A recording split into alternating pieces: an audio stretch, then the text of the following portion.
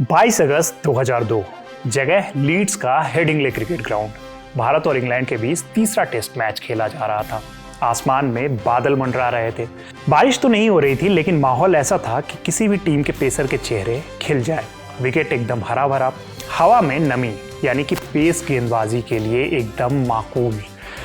मैदान में टॉस के लिए दोनों कप्तान आते हैं, सौरव गांगुली और नासिर हुसैन। सिक्का उछला जिसे टीम इंडिया ने जीत लिया, यानी कि टॉस जो है वो टीम इंडिया के हिस्से आई। ड्रेसिंग रूम में बैठे पेसर्स के चेहरे पर चमक आ गई। सबको लगा कि दादा पहले बॉलिंग ही चुनेंगे, लेकिन दादा तो अपने दादा ठहरे। उन्होंने जो कहा उसने सबको चौंका दिया। सौरव बोले, we would love to bat first, यानी कि हम पहले बैटिंग करेंगे। ये सुनकर इंग्लिश कमेंटेटर इयान बॉथम चकरा गए।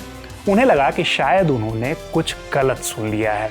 वो दोबारा पूछते हैं, I you sure you are batting first, यानी कि क्या आप सच में पहले बैटिंग करने जा रहे हैं? इस पर गांगुली बोले, yes we are playing 2 spinners and want to bowl first. जी हाँ, हम 2 स्पिनर्स के साथ खेल रहे हैं और हम बाद में बॉलिंग करना चाहते हैं। अब बॉथम बोलते भी तो क्या बोलते, बस इतना ही कह पाए, यू विल नीड लक, यानी कि आपको इस मैच में किस्मत की ज़रूरत होगी। इतना कहकर बॉथम नासिर हुसैन की तरफ मुड़ गए। अब सोचिए कि इंग्लैंड की ओवरकास्ट कंडीशन, सामने से आ रहे होगार्ड, कैडिक और फ्लिंटफ जैसे मजे हुए स्विंग बॉलर, ऊपर से दादा कह रहे हैं कि पहले बैटिंग करेंगे और वो भी 2 स्पिनर्स को वो खिला रहे हैं। ये फैसला था रिस्क वाला, लेकिन यहाँ वो गट्स था जिसने मैच को इतिहास में दर्ज करवा दिया।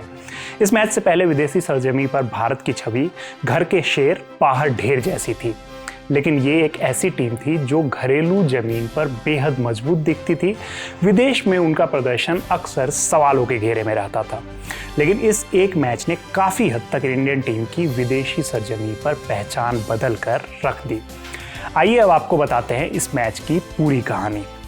शुरुआत वहीं से करते हैं जहां से कहानी बनती है। ये वही मैच था जिसमें भारत की त्रिमूर्ति यानी कि राहुल द्रविड़, सचिन तेंदुलकर और सौरव गांगुली तीनों ने एक ही पारी में शतक जड़ा था, वो भी इंग्लैंड जैसी मुश्किल कंडीशन में। लेकिन ये मुकाबला सिर्फ इन 3 दिग्गजों के बारे में नहीं था, इसमें संजय बांगड़ की जुझारू पारी भी शामिल थी, अनिल कुंबले और हरभजन सिंह की शानदार बॉलिंग भी। पर पहले बात करते हैं पहली इनिंग की।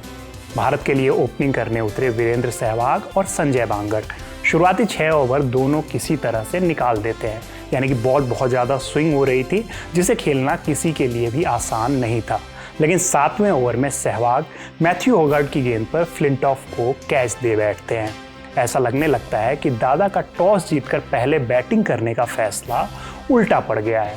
लेकिन एक छोर पर टिके रहते हैं संजय बांगड़। उन्होंने 236 गेंदों तक इंग्लैंड के बॉलर्स को थामे रखा। उनके साथ खड़े होते हैं द वॉल यानी कि राहुल द्रविड़।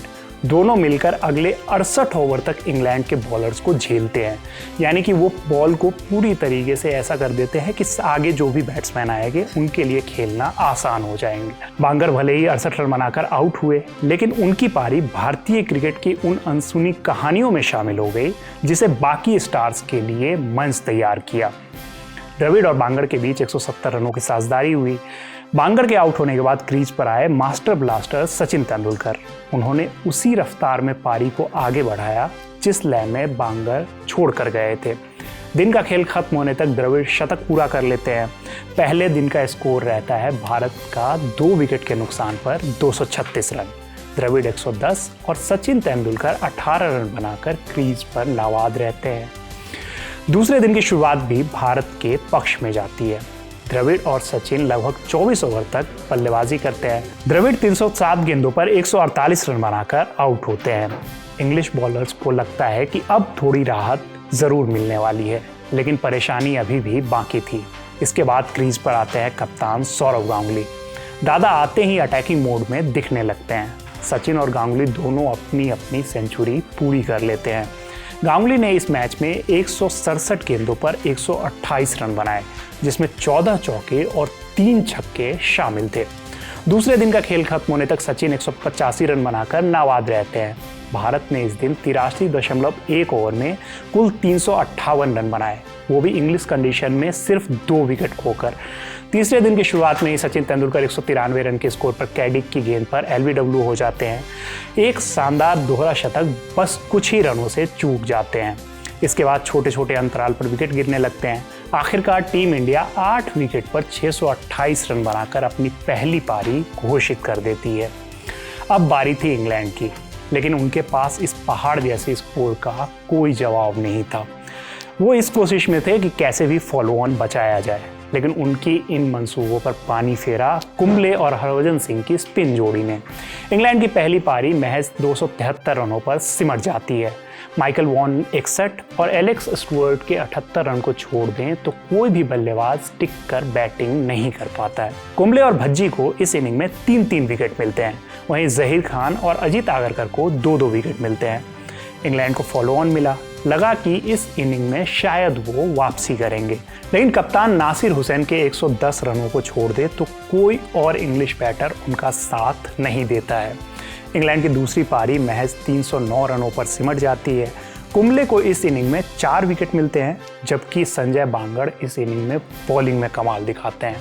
बांगड़ के खाते में 2 विकेट आते हैं। वहीं आगरकर, जहीर खान और हरभजन सिंह को 1-1 विकेट मिलता है। कुल मिलाकर भारत ने इस टेस्ट मैच को 1 इनिंग और 46 रनों के बड़े अंतर से अपने नाम कर लिया। इस पूरी सीरीज में भारत के पास एक ऐसा कोर ग्रुप था जिसमें अनुभव था, युवा जोश था और गांगुली जैसा कप्तान जो डर को आंख दिखा सकता था। राहुल द्रविड़ की ठोस बल्लेबाजी, सचिन तेंदुलकर की क्लास और सौरव गांगुली की ठसक ने वो कर दिखाया जो भारतीय क्रिकेट को जरूरत थी उस टाइम पे। विदेश में जीत का भरोसा। लीड्स 2002 सिर्फ एक मैच नहीं था, ये ऐलान था कि अब टीम इंडिया बाहर भी बेस्ट हो सकता है। इस खबर में फिलहाल इतना ही। मेरा नाम है रविराज। देखते रहिए ललन टॉप। धन्यवाद।